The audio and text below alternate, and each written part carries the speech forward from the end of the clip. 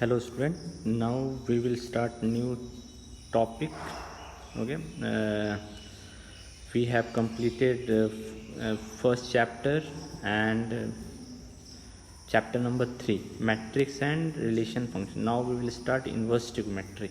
Okay, so inverse trigonometry, it is important as it is related to class 11 topic trigonometry. ठीक है, सो inverse trigonometry में आपको थोड़ा सा दो कॉन्सेप्ट यूज़ करना है। एक तो इन्वर्स फंक्शन का जो हमने ऑलरेडी पढ़ रखा है रिलेशन फंक्शन में क्लास 12 में, और दूसरा जो है वो पढ़ रखा है हम लोगों ने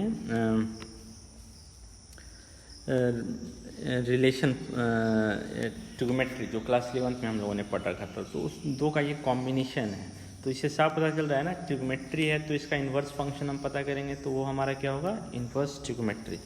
ठीक है, तो सबसे पहले एक बार में हम लोग थोड़ा सा इन्वर्स फंक्शन को एक बार फिर से रिकॉल कर लेते हैं। ठीक है, इन्वर्स फंक्शन क्या था, एक बार फिर से just go through the inverse function part. So inverse function अगर आप रिकॉल करें तो इन्वर्स फंक्शन के लिए क्या मेन कंडीशन था, इन्वर्स फंक्शन के लिए मेन कंडीशन था कि जो आपका फंक्शन होना चाहिए वह 1:1 होना चाहिए, है ना। अगर फंक्शन 1:1 है तो इन्वर्स फंक्शन इन्वर्टेबल है और इसका हम इन्वर्स फंक्शन पता कर सकते हैं। तो थोड़ा सा अब हम लोग जो इन्वर्स फंक्शन के बारे में एक्स्ट्रा जानेंगे ना, वो है उसका ग्राफ। इन्वर्स फंक्शन का ग्राफ क्या होगा, और डोमेन रेंज तो हम लोग ऑलरेडी जानते हैं, जो फंक्शन का डोमेन होता है वो इन्वर्स फंक्शन का रेंज हो जाता है, और जो फंक्शन का रेंज होता है वो इन्वर्स फंक्शन का डोमेन हो जाता है ना। ये हमने ऑलरेडी पढ़ा था। तो थोड़ा सा इन्वर्स फंक्शन का हम लोग थोड़ा सा ग्राफ देखते हैं। तो एक इन्वर्स फंक्शन जो हम लोगों ने ऑलरेडी पढ़ रखा था उसका एक एग्जांपल लेते हैं ताकि हम लोग को आइडिया हो जाए कि इन्वर्स फंक्शन है क्या। So just go through this part. ये 4x + 3 एग्जाम्पल 23 को आप थोड़ा सा रेट कीजिए। सबसे ईजी एग्जाम्पल ले रहा हूँ। 4x + 3 स्ट्रेट लाइन है ना। इसका इन्वर्स फंक्शन क्या आया है, आप ऑब्जर्व कीजिए। जो इसका इन्वर्स फंक्शन है वो है y - 3/4। तो इन दोनों का हम ग्राफ ड्रॉ करते हैं और जस्ट ऑब्जर्व करते हैं कि क्या मिल रहा है ना। 4x + 3 दोनों का ग्राफ स्टडी करते हैं हम लोग पहले, है ना। y = 4x - 3, ये इसका ग्राफ है ना। अब एक दूसरा ग्राफ लेते हैं, इसका इन्वर्स फंक्शन। सो इसका इन्वर्स फंक्शन था y = x + 3/4, है ना। सॉरी, यहाँ 4x + 3 था, 4x + 3। इसका इन्वर्स फंक्शन क्या हो जाएगा, y =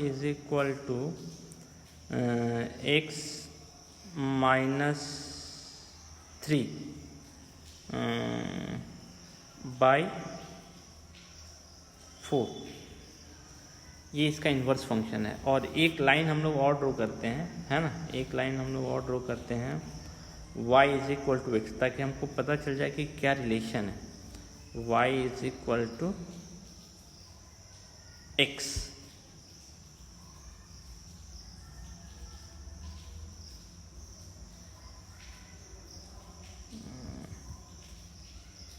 y = x। अब आप ऑब्जर्व कीजिए कि क्या हो रहा है। आपको ग्राफ याद होगा, मैं कलर थोड़ा सा चेंज कर दे रहा हूँ, ठीक है, ताकि आपको पता चल जाए कि कौन सा ग्राफ कौन है ना। सो इसका कलर हम लोग थोड़ा सा चेंज कर दे रहे हैं। ये रेड है ना। सो फंक्शन आपका रेड कलर का है, इन्वर्स फंक्शन जो है वो आपका ब्लैक कलर का है, और y = x आपको दिख रहा है। y = x का ग्राफ लाइट ब्लू है। सो व्हाट यू ऑब्जर्व कि जो फंक्शन होता है और इन्वर्स फंक्शन है, दोनों का ग्राफ y = x का इमेज है। आप इस चीज़ को थोड़ा सा ध्यान दे के देखिए, ये दोनों एक दूसरे के इमेज हैं, है ना। जितनी दूरी पे रेड ग्राफ है उतनी दूरी पे तो हम बोल सकते हैं कि ये जो दोनों है इसका एंगल बाइसेक्टर है ना। सो इन्वर्स, ये मैंने एक जस्ट सिंपल आइडिया दिया कि इन्वर्स फंक्शन और फंक्शन के ग्राफ में क्या रिलेशन होता है। दोनों का ग्राफ जो होता है y equal to x line का के mirror, y equal to x mirror की तरह काम करता है और दोनों एक दूसरे के इमेज और प्री इमेज की तरह काम करते हैं ना। सो अब अपने ट्रिग्नोमेट्री वाले पार्ट पे आइए ताकि आपको अब कम्प्लीटली समझ में आ जाए कि फंक्शन जो है वो इन्वर्स फंक्शन अगर ट्रिग्नोमेट्री में हम अप्लाई करेंगे तो क्या होगा, ठीक है। सो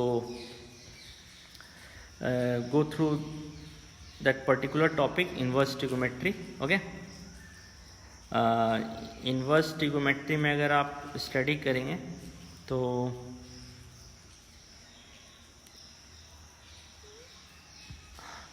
हाँ, अब इसको आप स्टडी कीजिए, ठीक है। ये आपका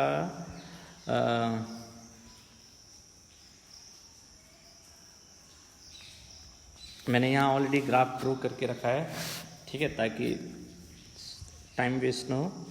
देखिए ये जो रेड कलर है ये है y equal to sine x का ग्राफ है ना, y equal to sine x का ग्राफ है। और जो ये ऑरेंज कलर है ये जो है ये इसकी इन्वर्स फंक्शन ग्राफ है। आप ऑब्जर्व कीजिए ये y equal to x line है, y equal to x line का ये बिल्कुल मिरर है ना।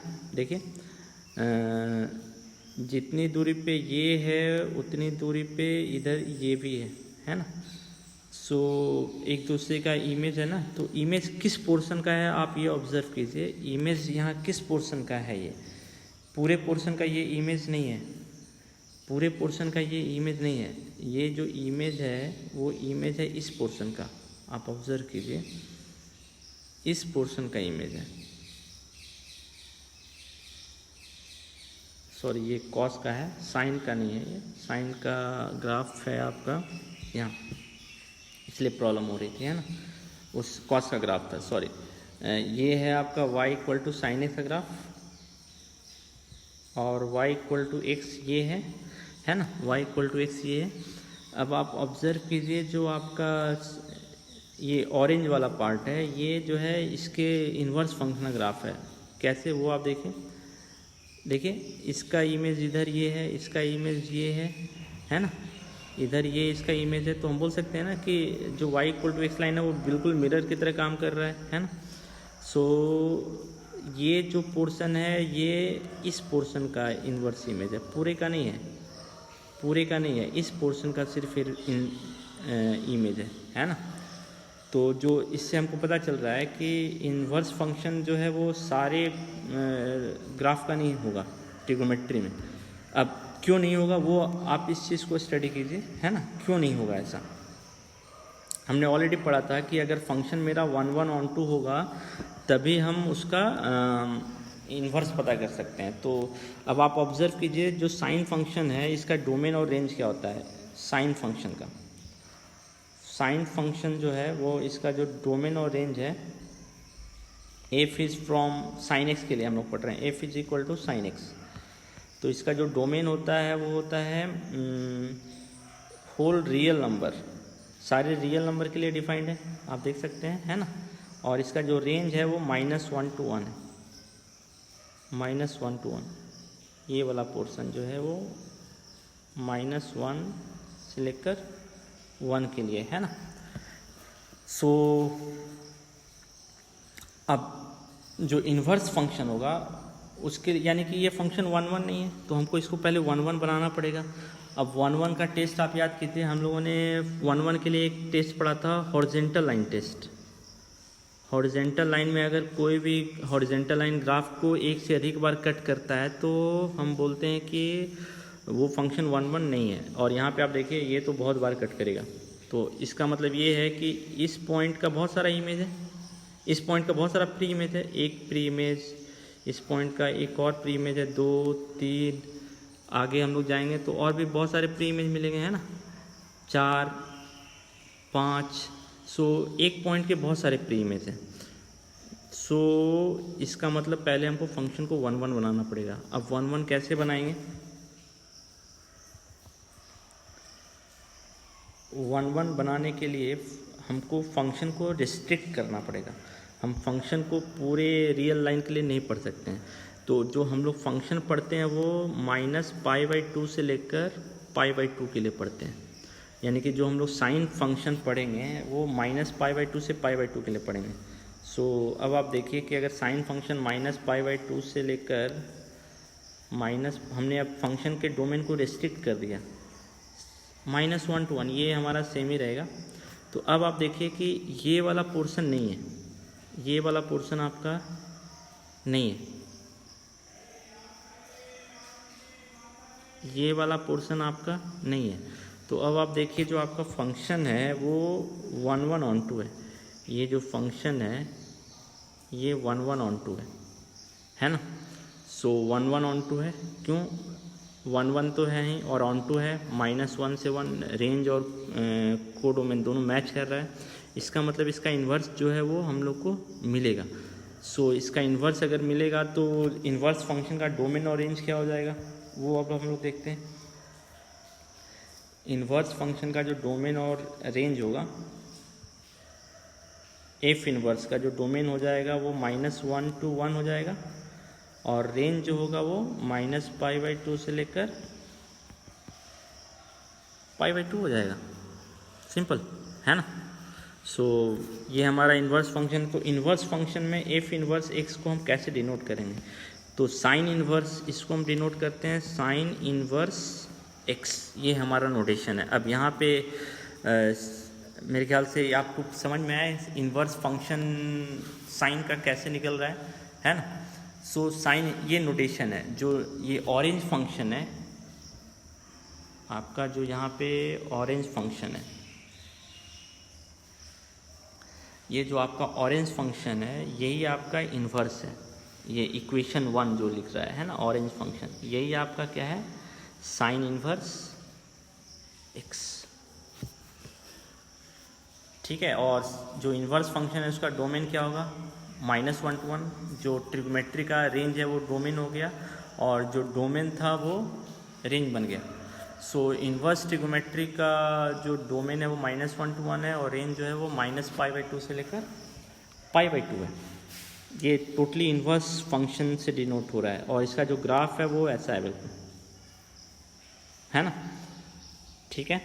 सो मेरे ख्याल से यहाँ तक आपको समझ में आया इन्वर्स कैसे हम लोगों ने साइन का पता किया। सेम अब हम वर्कआउट कर सकते हैं।